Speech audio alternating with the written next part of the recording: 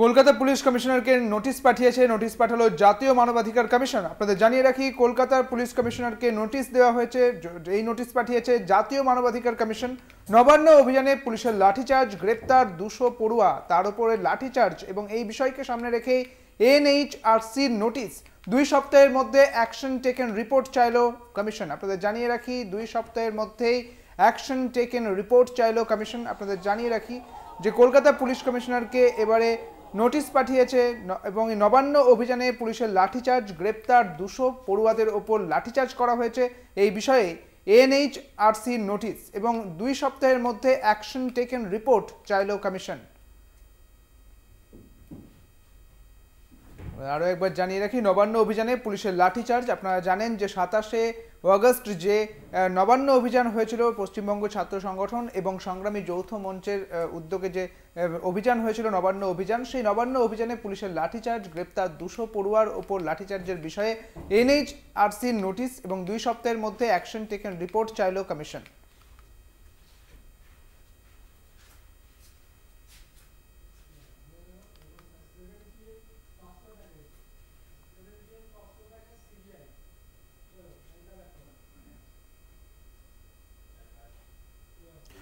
August চিকিৎসক পড়ুয়ার মৃত্যুর পর তাঁর সোদপুরের বাড়িতে ফোন করেন হাসপাতালের তৎকালীন অ্যাসিস্ট্যান্ট সুপার। সেই ফোনের অডিও ক্লিপ ভাইরাল হয়। তদন্তের 15 দিনে সিবিআই। আরজি করের মর্গে তল্লাশির সিবিআই দলে। বিচার কবে হবে? আসল ঘটনার রহস্য কি উন্মোচিত হবে? প্রশ্ন এখন উঠছেই। ভাইরাল অডিও ক্লিপ সত্যতা যাচাই করেনি কলকাতা টিভি। আমি অ্যাসিস্ট্যান্ট সুপার বলছি, আমি ডাক্তার বলছি না। ডাক্তার নেই হবে কেউ? আপনার মেয়েকে আমরা এমার্জেন্সিতে নিয়ে এসেছি, আপনারা আসুন, এসে যোগাযোগ করুন। আরজিকর হাসপাতালের জরুরি বিভাগের 4 তলায় সেমিনার হলের ভেতর উদ্ধার হয় পড়ুয়া চিকিৎসকের দেহ উদ্ধারের পর আরজিকর হাসপাতাল কর্তৃপক্ষ ফোন করে সোদপুরে নিহত চিকিৎসকের বাবা মাকে। পরিবারকে ফোনে কি বলেন আরজিকরের তৎকালীন অ্যাসিস্ট্যান্ট সুপার? ওর একটু শরীরটা খারাপ হয়েছে, আপনারা কি একটু আসতে পারবেন ইমিডিয়েট? কেন, কি হচ্ছে? কি ওর শরীরটা খারাপ, আমরা ভর্তি করাচ্ছি ওকে, আপনি কি ইমিডিয়েট একটু আসতে পারবেন? কি হচ্ছে কি সেটা বলবেন তো? সেটা তো ডাক্তাররা বলবে আপনারা এলে। আমরা আপনার নাম্বারটা জোগাড় করলাম, করে জানালাম যে বাড়ির লোক হিসেবে আপনারা একটু তাড়াতাড়ি আসুন। কি হচ্ছে সেটা বলো না তুমি। পেশেন্ট শরীরটা খারাপ, ভর্তি হয়েছে হসপিটালে, বাকিটা আপনারা এলে ডাক্তার বলবে। ওর কি জ্বর হয়েছে? আপনারা একটু আসুন, জলদি চলে আসুন, যত তাড়াতাড়ি পারবেন। কেন, খুব অবস্থা খারাপ? খুব অবস্থা খারাপ, একটু তাড়াতাড়ি চলে আসুন। প্রথমবার পরিবারকে ফোন করে মৃত্যু সংবাদ না জানানোই দায়িত্বশীল প্রশাসকের কাজ, কিন্তু কিছুক্ষণ পরেই কেন আত্মহত্যার খবর দেওয়া হয় পরিবারকে? উনি সুসাইড করেছেন হয়তো, বা কিছু মারা গেছেন। পুলিশ রয়েছে, আমরা হসপিটালে সবার সামনেই রয়েছি, ফোন করছি। এমনকি সহকারী সুপারের কণ্ঠস্বরেও ততটা আন্তরিকতার ছাপ নেই ভাইরাল অডিও ক্লিপে, যা স্পষ্ট। এখানেই প্রশ্ন উঠছে, আরজিকর হাসপাতাল কর্তৃপক্ষ কি ঘটনাকে ধামাচাপা দেওয়ার চেষ্টা করে? অপরাধীকে আড়ালের চেষ্টা করা হয়? তদন্তের 15 দিন। তদন্তভার হাতে নেওয়ার পর 15 দিন পার, এখনও পর্যন্ত সিবিআইয়ের হাতে এসেছে ধৃত সঞ্জয় রায়ের পলিগ্রাফ টেস্ট, সন্দীপ ঘোষের পলিগ্রাফ টেস্ট। সন্দীপ ঘোষের বাড়িতে সিবিআই তল্লাশি। সন্দীপ ঘোষের বিরুদ্ধে আর্থিক দুর্নীতি মামলায় সিবিআই ও ইডি তদন্ত। নির্যাতিতার সহকর্মী 4 চিকিৎসকের পলিগ্রাফ টেস্ট। ধৃত সঞ্জয় রায় ঘনিষ্ঠ পুলিশকর্মী অনুপ দত্তের পলিগ্রাফ টেস্ট। আরও এক সিভিক ভলেন্টিয়ার সৌরভের পলিগ্রাফ টেস্ট। তদন্তের অন্তর্বর্তীকালীন স্ট্যাটাস রিপোর্ট সুপ্রিম কোর্টে। এদিন ফের সিবিআইয়ের সিজিও কমপ্লেক্সের অফিসে হাজিরা দেন সন্দীপ ঘোষ। আরজিকরে তদন্তে যায় সিবিআইয়ের একটি দল। সন্দীপের বিরুদ্ধে অভিযোগ ওঠে সরকারি অর্থের অপচয়, বায়োমেডিক্যাল বর্জ্য নিজের ইচ্ছে মতো ভেন্ডার দিয়ে চড়া দামে বিক্রি, ল্যাব বসানোর নামে বড় অংশের টাকা আত্মসাৎ, চড়া দামে আরজিকর হাসপাতালে একাধিক মেডিকেল সামগ্রী কিনে অর্থ আত্মসাৎ, অর্থের বিনিময়ে স্বজন পোষণের অভিযোগ। সন্দীপের বিরুদ্ধে আর্থিক দুর্নীতিরও তদন্তে নেমেছে সিবিআই, তদন্ত করছে ইডিও। সেই সূত্রেই আরজিকরের মর্গে এদিন তদন্ত করে সিবিআইয়ের দলটি। কথা হয় আরজি করের বর্তমান সুপার সপ্তর্ষি চট্টোপাধ্যায়ের সঙ্গে। পোস্টমর্টমের জন্য যখন কোনো বডি আসে যে কি প্রসেস, কি আমাদের ডকুমেন্টস লাগে এবং পোস্টমর্টমের পর আমরা বডি যখন ডিসপোজ করি কি করে করি, এগুলোই আমাকে মেনলি প্রশ্ন করা হলো। এবং তার সঙ্গে যেটা ওনারা এখন দেখবেন পুরো মর্গের কতটা আমাদের মাপ ঝোঁক, কোনটা কত স্কোয়ার ফিট, কোন কুল চেম্বার কিভাবে ফাংশন করে, সোজা কথায় মর্গের পুরো infrastructure of the morgue and the process of post-mortem examination, এটাই ছিল আমাকে মেন প্রশ্ন। এই পরিস্থিতিতে আরজিকর ঘিরে রাজনৈতিক আঁচে ফুটছে বাংলা। বুধবার স্বরাষ্ট্রমন্ত্রীকে চিঠি লেখেন সুকান্ত মজুমদার। বৃহস্পতিবার রাজ্যপালের কাছে নালিশ জানান। দূর অভিসন্ধি নিয়ে প্ররোচনামূলক কথাবার্তা গতকাল মাননীয় মুখ্যমন্ত্রী বলেছেন এবং হিংসা উস্কে দেবার চেষ্টা করেছেন। এই হিংসা হলে পরে কিন্তু পশ্চিমবঙ্গে একটি গৃহযুদ্ধ বাঁধবে, কারণ উনি ফোঁস করলে আমরা বসে থাকবো, এরকম তো হতে পারে না। মাননীয় মুখ্যমন্ত্রী কাল যথেষ্ট সুন্দরভাবে ব্যাখ্যা করেছেন, তারও অপব্যাখ্যা হয়েছে। বারবার বলা হয়েছে ডাক্তারদের হুমকি দেওয়া হয়েছে, কোনো হুমকি মুখ্যমন্ত্রী দেননি। আরজিকর কাণ্ডে 9 অগস্টের পর থেকে বাংলা দেখেছে মেয়েদের রাত দখল, দেখেছে আরজিকরের তাণ্ডব, দেখেছে ছাত্র সমাজের মিছিল থেকে হিংসা, তাণ্ডব, বিজেপির বাঁধ। বাংলা এখনো পায়নি, সেটা হলো নির্যাতিতার বিচার। কলকাতা টিভি।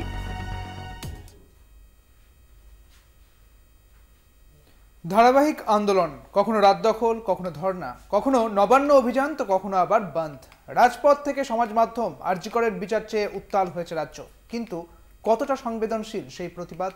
নাগরিক হিসেবে কতটা দায়িত্বশীল আমরা? প্রতিবাদের নামে কোনো ভুয়ো খবর পাহাড় তৈরি হয়েছে। কেন হিংসা, তাণ্ডব, রক্তপাত?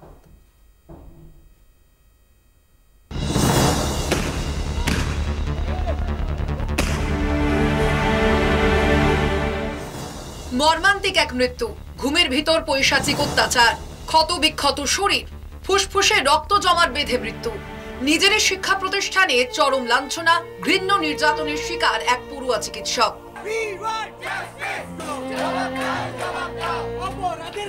যে ঘটনার বিচার চেয়ে ক্ষোভে ফুঁসছে বাংলা। বিচার চাইছেন আপনি, আমি, প্রত্যেক সাধারণ মানুষ। কিন্তু বিচার চাইতে গিয়ে, প্রতিবাদ জানাতে গিয়ে নাগরিক হিসেবে কতটা দায়িত্বশীল আমরা? তথ্য শেয়ারের ক্ষেত্রে কি আমরা যথেষ্ট সংবেদনশীল, নাকি প্রতিবাদের ভাষায় মিশে গিয়েছে মিথ্যা আর মন করা কাহিনী? যেতে হবে না, একটা অডিও ক্লিপ শুনুন। কালীঘাট চলো, কালীঘাটে গিয়ে ভাঙচুর করি, মমতা ব্যানার্জি এমনি সাইড হয়ে যাবে। ভাইরাল যে অডিওয়ে মুখ্যমন্ত্রীর বাড়ি ভাঙচুরের কথা শোনা যাচ্ছে।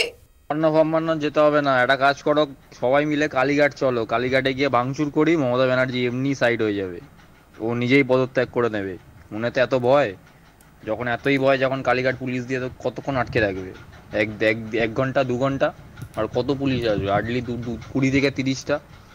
আর আমাদের ছেলে কত আছে, অনেক ছেলে আছে, চাপ নেই, চলে এসো, ঘুরে এসো, ওখান থেকে ঘুরে কালীঘাট ঢোকো, আমরাও ঢুকছি। নির্যাতিতার বিচার চাইতে গিয়ে কেন মুখ্যমন্ত্রীর বাড়ি ভাঙচুরের ষড়যন্ত্র? কেন প্রথম দিন থেকে নির্যাতিতার নাম, পরিচয় সবকিছু প্রকাশ্যে? কেন একাধিক ভুয়ো এবং কাল্পনিক তথ্য? সব চরিত্র কাল্পনিক। নির্যাতিতার বাড়িতে পুলিশ ফোন করে আত্মহত্যার কথা বলে। ধৃত সঞ্জয় রায় কোনো অপরাধ করেনি, পুলিশ সাজিয়েছে। নির্যাতিতার তলপেটের হাড় ভেঙে যায়, অর্থাৎ নেপথ্যে একাধিক অপরাধী। নির্যাতিতার মৃতদেহ ছিনতাই করে পুড়িয়ে দেয় পুলিশ। ময়নাতদন্তের রিপোর্টে মৃতদেহের শরীরে 150 গ্রাম শুক্রাণু। What has happened? We have not done anything wrong. 9 August ঘটনার কয়েক ঘন্টার পর থেকেই সমাজ মাধ্যমে ঝড়ের গতিতে শেয়ার হতে থাকে এরকম একাধিক মন গড়া তথ্য। সমাজের দায়িত্বশীল অনেক পেশাদার, এমনকি কোনো চিকিৎসকও এই তথ্য বিশ্বাস করেন এবং শেয়ার করেন। ফেক নিউজের এই ভাইরাল গতি সমাজে ক্রোধের চেহারা নেয়, রাজনীতির নামে ফায়দা লুটতে। দেবাশিস চক্রবর্তী, কলকাতা পুলিশের সাইবার সেলের অফিসার। নবান্ন অভিযানের দিন অন ডিউটি ছিলেন হেস্টিংসে। পুলিশের গাড়ি ভাঙচুর, আগুন, তাণ্ডবের বেলাগাম হিংসাত্মক আক্রমণের শিকার হন দেবাশিস। প্রতিবাদের নামে হিংসার ইট উড়ে এসে দেবাশিসের চোখে লাগে। এক মুহূর্তে সব অন্ধকার। তো যে ল অ্যান্ড অর্ডার সিচুয়েশনে ওখানে একটা ক্রাউড মেন্টালিটি তৈরি হয়ে যায়, যেটাতে ওরা ক্রাউডের যে মেন্টালিটি হয় ওই হিসাবে কাজ করে। অ্যান্ড অনেকবার আমরা দেখেছি ওটা শুধু এটাই দেখে কি কীভাবে আমরা পুলিশকে কিছু অ্যাটাক করতে পারি বা কোনো ঘটনা বা কোনো ইনসিডেন্ট বানাতে পারি। অ্যান্ড আমাদের পুলিশ অফিসাররা তাও মানে কোনো রিয়াকশন দেয় না, বিকজ আমরা রিয়াকশন দিতে গেলে আমরা ইন পজিশন অফ অথরিটি আছি, আমরা মানে যদি কোনো বাজে অ্যাকশন করি ওটা খুব বাজে হবে। কোন অপরাধের শাস্তি পেলেন দেবাশিস চক্রবর্তী? দৃষ্টি হারাতে বসেছেন তিনি। দেবাশিসের পাশে আজ গোটা পুলিশ পরিবার। পুলিশের শীর্ষ অফিসার থেকে নিচু তলার কর্মী প্রত্যেকেই একজোট সমাজ মাধ্যমে। কিন্তু তার বিচার কে দেবে? কোন সমাজ? 2015 ব্যাচের অফিসার দেবাশিস চক্রবর্তী।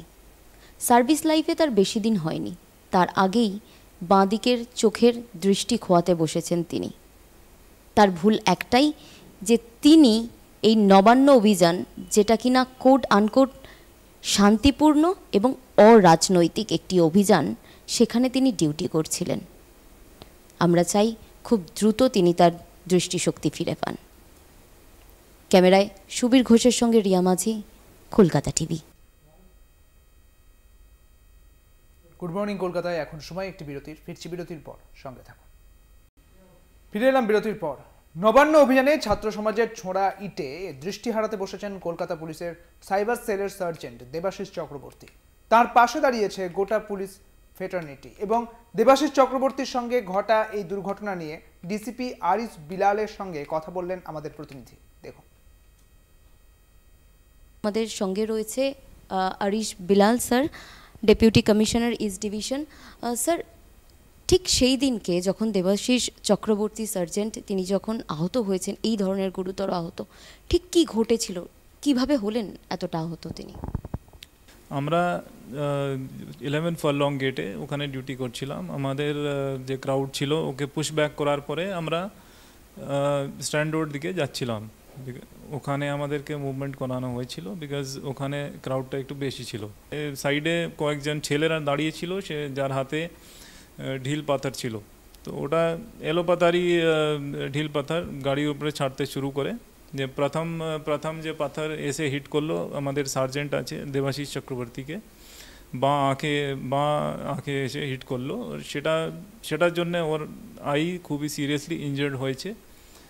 তারপরে ওকে SSKM নিয়ে যাওয়া হলো, তারপরে ওকে শঙ্কর নেত্রালয়তে শিফট করা হলো।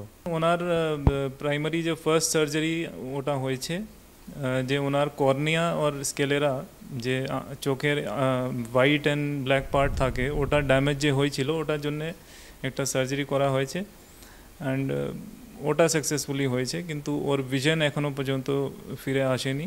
এরপরে ওকে হায়দ্রাবাদ নিয়ে যাওয়ার পরিকল্পনা চলছে। LB প্রসাদ হসপিটাল আছে হায়দ্রাবাদে, ওখানকার যে ডক্টর আছেন ও আমাদের এখানে যে ডক্টর আছে ওর সঙ্গে কথা বলেছে। কলকাতা পুলিশ নয়, পুরো পুলিশ ফ্যাটার্নিটি, তারা প্রত্যেকে নিজেদের ডিপি চেঞ্জ করেছে এবং এই আহত সার্জেন্টের ডিপি লাগিয়েছে। অন্তত আমরা এটাই করতে পারি, আমরা বাকি তো সব ডক্টরদেরকে করতে হয়, কিন্তু আমরা এটাই হোপ আমাদের আছে কি আমরা ওর চোখের যে ভিশন আছে ওকে ফিরে আনতে পারি। 2015 ব্যাচের অফিসার দেবাশিস চক্রবর্তী। সার্ভিস লাইফে তার বেশি দিন হয়নি, তার আগেই বাঁদিকের চোখের দৃষ্টি খোয়াতে বসেছেন তিনি। তার ভুল একটাই যে তিনি এই নবান্ন অভিযান, যেটা কিনা কোড আনকোড শান্তিপূর্ণ এবং অরাজনৈতিক একটি অভিযান, সেখানে তিনি ডিউটি করছিলেন। আমরা চাই খুব দ্রুত তিনি তার দৃষ্টিশক্তি ফিরে পান। ক্যামেরায় সুবীর ঘোষের সঙ্গে রিয়া মাঝি, কলকাতা টিভি। এখন সময় আরও একটি বিরতি। ফিরছি বিরতির পর, সঙ্গে থাকুন। পূর্ব মধ্য বঙ্গোপসাগর এবং উত্তর বঙ্গোপসাগরে ফের নিম্নচাপ। শনিবারের মধ্যে দক্ষিণ এবং উত্তর অন্ধ্রপ্রদেশ এবং উপকূলে এগোবে নিম্নচাপ। আজ থেকে ফের বঙ্গে আবহাওয়ার পরিবর্তন হবে। শনি এবং রবিবার দক্ষিণবঙ্গের বেশ কয়েকটি জেলায় ভারী বৃষ্টির পূর্বাভাস রয়েছে। ঝাড়গ্রামে রয়েছে, উত্তর এবং দক্ষিণ 24 পরগনা, পূর্ব এবং পশ্চিম মেদিনীপুরে ভারী বৃষ্টির পূর্বাভাস রয়েছে, এমনটাই জানাচ্ছে আবহাওয়া দপ্তর। উত্তরবঙ্গের পার্বত্য এলাকায় হালকা বৃষ্টির সম্ভাবনা। নিম্নচাপের জেরে উত্তাল থাকবে নদী এবং সমুদ্র। উপকূলে 50 থেকে 60 কিলোমিটার বেগে বইবে ঝোড়ো হাওয়া, এমনটাই বলেছে আলিপুর আবহাওয়া দপ্তর। উপকূলের দিকে 50 থেকে 60 কিলোমিটার বেগে বইবে ঝোড়ো হাওয়া। আবহাওয়া দপ্তর সূত্রে এমনটাই খবর। বঙ্গোপসাগরে ফের নিম্নচাপ আর নিম্নচাপের জেরেই দক্ষিণবঙ্গ এবং উত্তরবঙ্গের পার্বত্য এলাকাগুলিতে হালকা বৃষ্টির সম্ভাবনা রয়েছে এবং দক্ষিণবঙ্গে বৃষ্টির সম্ভাবনা রয়েছে। নিম্নচাপের জেরেই উত্তাল থাকবে নদী এবং সমুদ্র। উপকূলে 50 থেকে 60 কিলোমিটার বেগে বইবে ঝোড়ো হাওয়া।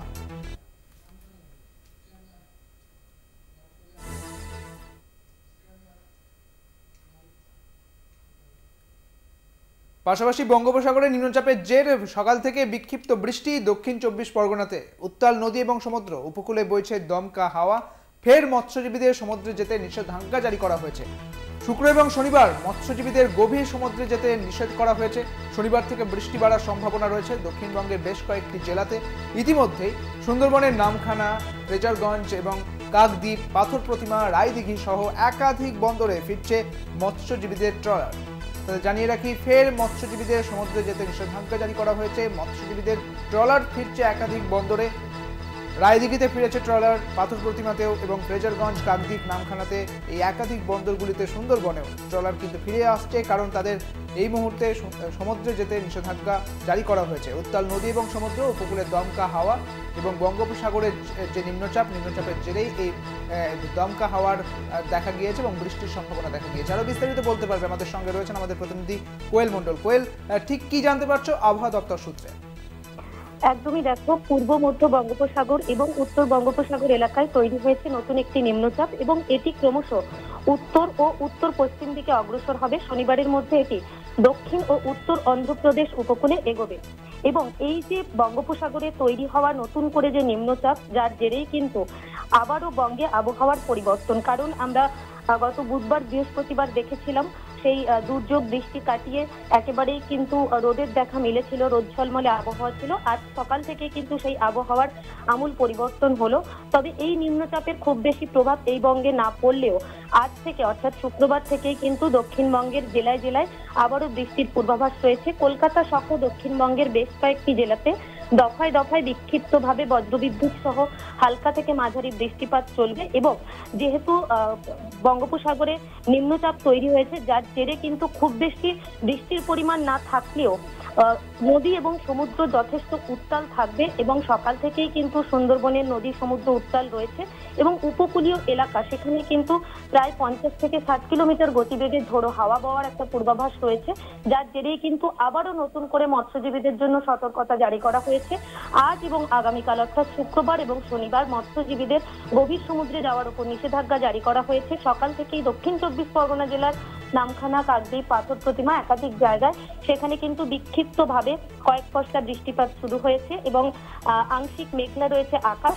অন্যদিকে আবহাওয়া দপ্তরের পূর্বাভাস পাওয়ার পর, সতর্কতা পাওয়ার পর ইতিমধ্যেই নামখানা, সাগর, পাথর প্রতিমা থেকে শুরু করে একাধিক বন্দরে মৎস্যজীবীদের যে ট্রলার, সেই ট্রলারগুলো ফিরে আসতে শুরু করেছে। বেশ, অনেক ধন্যবাদ তোমাকে কোয়েল। আমাদের সঙ্গে ছিলেন আমাদের প্রতিনিধি কোয়েল মণ্ডল। আপনাদের জানিয়ে রাখি, শনিবার থেকে বৃষ্টি বাড়ার সম্ভাবনা। দক্ষিণবঙ্গের বেশ কয়েকটি জেলায় ইতিমধ্যে বজ্রবিদ্যুৎ সহ বৃষ্টির সম্ভাবনা দেওয়া হয়েছে। ইতিমধ্যে সুন্দরবনের নামখানা, ফ্রেজারগঞ্জ এবং কাকদ্বীপ, পাথর প্রতিমা, রায়দিঘি সহ একাধিক বন্দরে ফিরছে মৎস্যজীবীদের ট্রলার।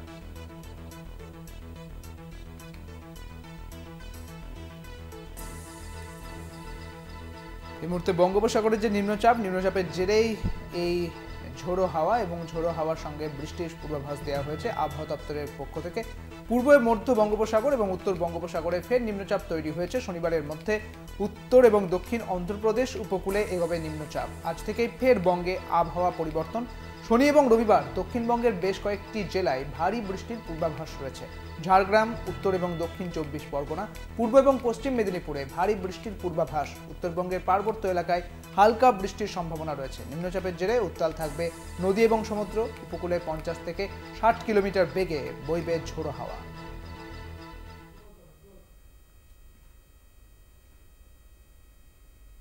গুড মর্নিং কলকাতা আজ এই পর্যন্তই। দেখতে থাকুন কলকাতা টিভি, রাত দিন 7 দিন।